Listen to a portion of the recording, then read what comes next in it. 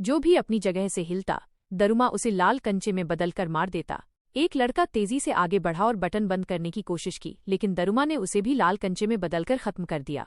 बाकी सहपाठी डर के मारे कांपने लगे और एक एक करके जमीन पर गिरकर लाल कंचों में बदलते गए। समय में केवल 35 सेकंड बचे थे। तभी उन्होंने एक साहसी योजना बनाई। आवेई तेजी से दौड़ा, चश्मे वाले लड़के के कंधों पर चढ़ा। आखिरी सेकंड में उसने बटन दबा दिया।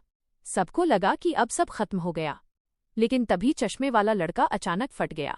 क्योंकि नियम था, सिर्फ बटन दबाने वाला ही जीवित रहेगा। आवेई डर गया और तुरंत कक्षा से बाहर भागा, लेकिन स्कूल के सारे दरवाजे बंद थे। आखिर वे इंडोर बास्केटबॉल कोर्ट में पहुंचे, जहां कई और बचे हुए छात्र मिले।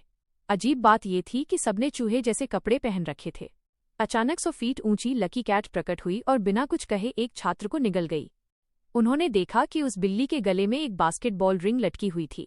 अगर घंटी को उस रिंग में डाल दिया जाए तो खेल खत्म हो जाएगा। घंटी पर अभी 9 मिनट 33 सेकंड बाकी थे। एक बास्केटबॉल चैंपियन ने शानदार लेअप लगाया।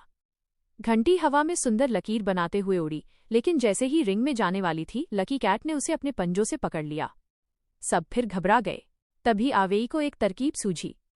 उसने घंटी को एक बास्केटबॉल के अंदर रखकर कपड़े में लपेट दिया। अब बिल्ली समझ नहीं पा रही थी कि असली घंटी किसमें है। शाओ मेई ने पहले बॉल फेंकी, बिल्ली धोखा खा गई। तभी आवेई ने असली घंटी फेंकी, लेकिन आखिरी समय पर वो चूक गया। उसी समय बदमाश गुलोंग अचानक आया और घंटी को रिंग में डाल दिया। लकी कैट ने खेल खत्म घोषित कर दिया। अब केवल आवेई, गुलोंग और शाओ मेई बचे थे। फिर वे अंतिम चरण में पहुंचे। एक चीनी मिट्टी की गुड़िया आई और 3 छोटी गुड़ियों में बट गई। नियम था, चिट्ठी से एक को दानव चुना जाएगा। चेहरा देखकर नाम पुकारना होगा और सूर्यास्त से पहले चारों को पकड़ना होगा। गुलोंग दानव बना। सब भाग गए। 2 लड़के दूर जाकर बैठे, लेकिन गुलोंग ने उन्हें पकड़ लिया। शाओ मेई ने आवेई को बचाने की कोशिश की, लेकिन वो भी पकड़ी गई। अब सिर्फ आवेई बचा था। उसने मोटा लोहे का कवच पहन लिया। गुलोंग उसका चेहरा नहीं देख पाया, इसलिए नाम लेकर उसे हरा नहीं सकता था। लेकिन भारी कवच से आवेई की चाल धीमी हो गई। गुलोंग उसे पकड़ने ही वाला था, तभी पता चला कि वो जाल में फंस गया। आवेई ने उसे जंजीर से बांध दिया था। आवेई ने कवच उतारकर किनारे भागकर अंतिम घड़ा छू लिया। खेल खत्म। लेकिन घड़ा फटा नहीं। 3 गुड़ियां आईं और बोली, ये तो सिर्फ एक साधारण खेल था।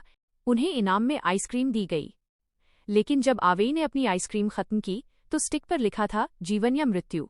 तभी चौथी गुड़िया प्रकट हुई। वो किस्मत का प्रतीक थी। पहली 3 गुड़ियां थीं, बुद्धि, ताकत और कल्पना। इन चारों गुणों वाला ही असली विजेता बन सकता था।